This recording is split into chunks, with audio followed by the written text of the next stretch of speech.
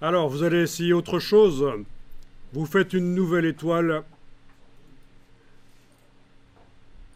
Vous lui appliquez un style graphique. Et en enfonçant la touche Alt, vous lui appliquez l'autre style graphique. Et ça, c'est une combinaison des... Ben, ce que vous obtenez dans la palette aspect, là, c'est une addition des deux styles.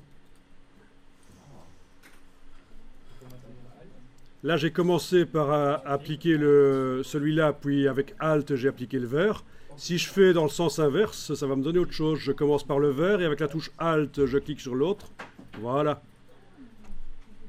Donc, c'est une petite astuce. Vous pouvez essayer de combiner deux styles graphiques juste pour voir ce que ça donne. Donc, dans la palette aspect, quand cet objet est sélectionné, vous retrouvez des fonds et des contours qui viennent d'un style graphique et de l'autre style graphique. Ce sont des petites expériences qui peuvent être faites et les styles graphiques, on en trouve plein sur Internet. On peut aller les chercher, les utiliser et même les combiner, les modifier. Et ça se télécharge, ça se dézippe, ça s'installe dans Illustrator. C'est très intéressant de ne pas toujours réinventer tout, d'utiliser des choses qui existent disponibles gratuitement sur le web.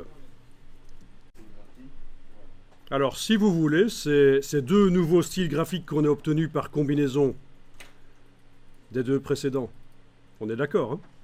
Mais vous pouvez les ajouter aussi à la palette, si vous voulez, en sélectionnant l'objet, en cliquant sur le bloc de feuilles. Voilà, vous avez maintenant 4 styles graphiques, totalement indépendants, qui peuvent être appliqués sur ce qu'on veut, peut-être même sur du texte aussi. On va tester ça, on va supprimer les étoiles de la page A4, vous les sélectionnez toutes, touche suppression, les styles graphiques ne sont pas supprimés. C'est juste les objets qui ont été supprimés. Et si vous prenez même du texte, vous allez pouvoir mettre sur du texte les styles graphiques. On teste ça? Donc vous prenez l'outil texte. Avec l'outil texte de Illustrator, surtout ne faites pas ça, un cliquer, glisser, parce que là ça crée un bloc de texte. Vous connaissez InDesign? Bon, InDesign, ce sont toujours des blocs de texte. Ça peut être intéressant d'en faire parfois dans Illustrator quand on a du texte long, mais ici, cet objet-là, je vais le supprimer, je le sélectionne, touche suppression. En fait, avec l'outil texte, je vais cliquer sans bouger la souris, et je fais une ligne de texte. Voilà. Et alors, je vais taper n'importe quoi comme nom. Pas trop long, hein, c'est juste comme une marque, quelques lettres. Hein, comme une marque de vêtements ou de n'importe quoi, quelques lettres. On va agrandir le texte avec l'outil de transformation manuelle. Vous activez l'outil de transformation manuelle. Vous prenez une poignée du coin et en enfonçant la touche majuscule, vous agrandissez. Vous lâchez le bouton de la souris, puis la touche majuscule.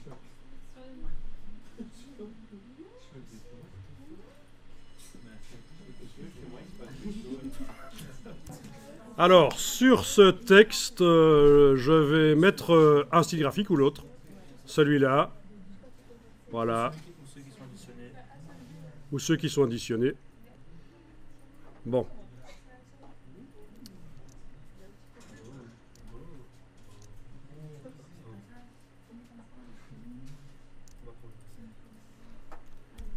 Et donc ça peut être très sympa. Que ça se mette aussi sur du texte modifiable.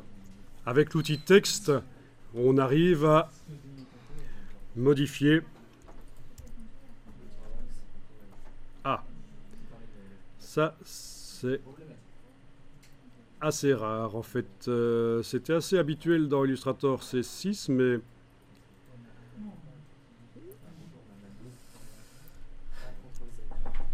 ouais, on va faire un petit CTRL Z, mais non, ça va pas marcher. Bon, ok. Bon, ça arrive. Je recommence.